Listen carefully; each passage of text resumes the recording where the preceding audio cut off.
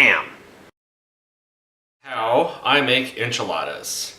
What you will need, approximately 12 10-inch, large size burrito style.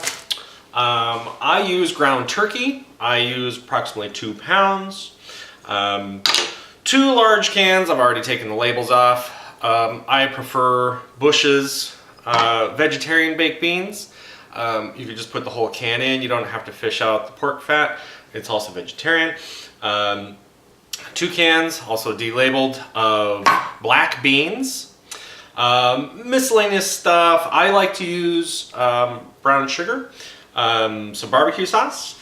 I put in rice as well, basic white calrose, which I've already made. The enchilada sauce that I like to use is Rosarita. I've tried Hatch, I've tried El Paso. Yeah, they're kind of metallic, so Rosarita is my favorite, but whatever brand you might have locally is up to you. Then I like to use a combination of pepper jack cheese and Colby Jack rather than cheddar. I find that it has a better taste to it. This recipe is large, it's a lot of work, but you get a lot out of it. You'll need a 9x13 pan or 2. The other ones I use are just your basic Pyrex type containers, anything that's baking safe. And if you have a hand modeling gig tomorrow, don't make this. Your cuticles will get orange. Or wear nitrile gloves or something like that. I like to use my hands. It's just connection to the food. So with that, let's start. It's just your basic, brown, your ground turkey or ground beef or ground pork, whatever you're going to use.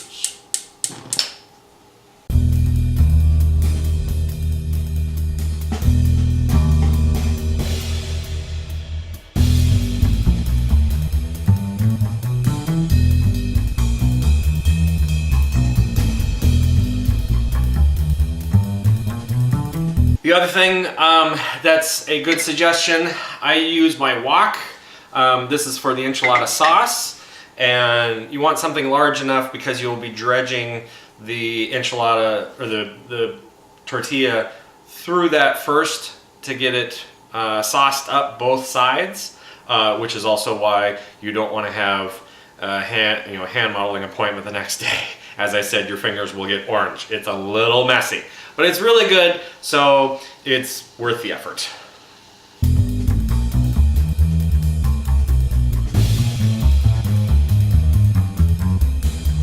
Meanwhile, at the Legion of Doom.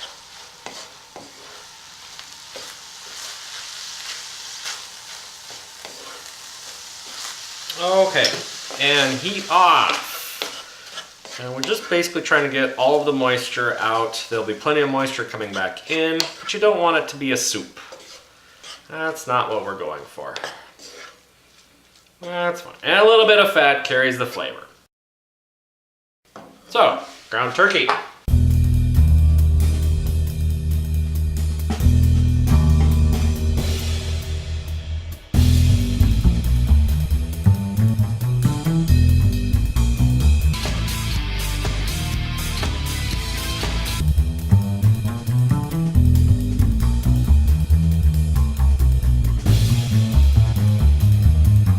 A few moments later.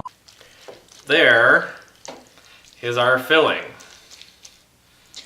of which there's a lot. So step number 2 is we're going to take my wok, and again, something sizable, and enchilada sauce goes in.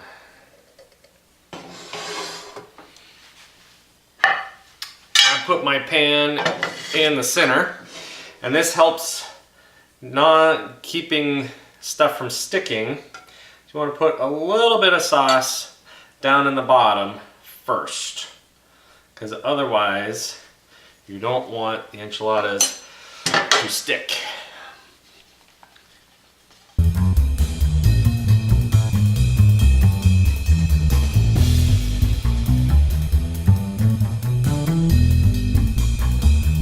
All right, I've got my pepper jack and my Colby jack. And so the first, I do pepper jack on the inside, and then I do Colby jack on the outside. Because your fingers will get messy, I like to pre-separate my tortillas because sometimes they like to stick to each other. So if you get them pre-sorted, they behave themselves. Dredge the bottom, flip it over, and just make sure that it's coated everywhere, because otherwise it will burn, and you don't want them to be terribly crispy. Start at one end. And I leave a little bit of a flap because you're going to roll them up. So, spoon in, and another spoon.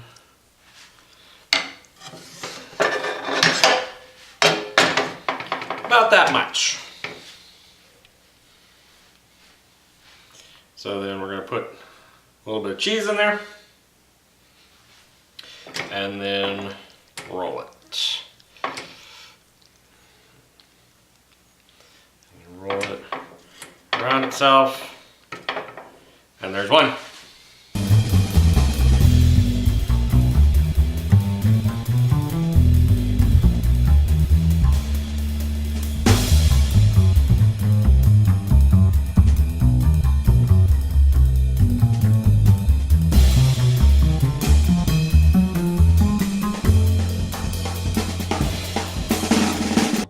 Minutes later. So there's first pan, and I'm incredibly orange. And time for another pan.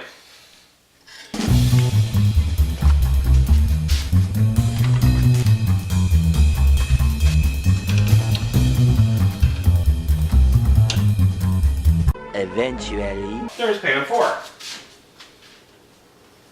So the leftover pepper jack just gets kind of spread around on top. You can always grate more if you like enchiladas spicy. Use more pepper jack. So the leftover filling, like I said, you can just put on top.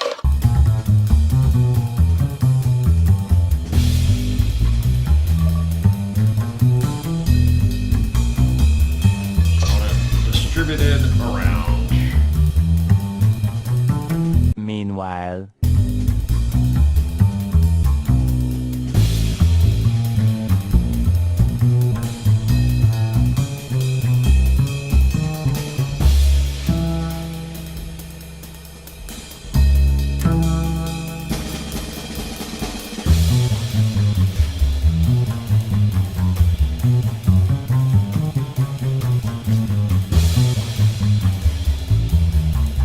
Final step.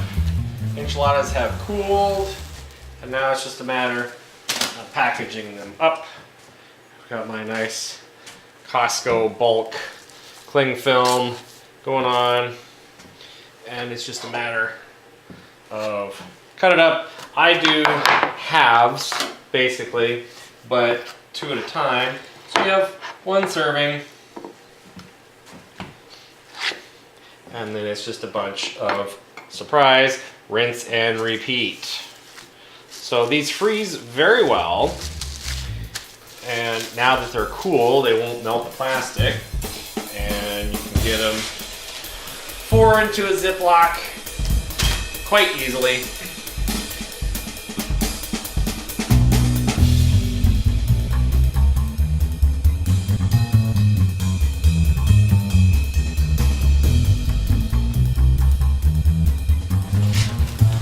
That is how I make my enchiladas.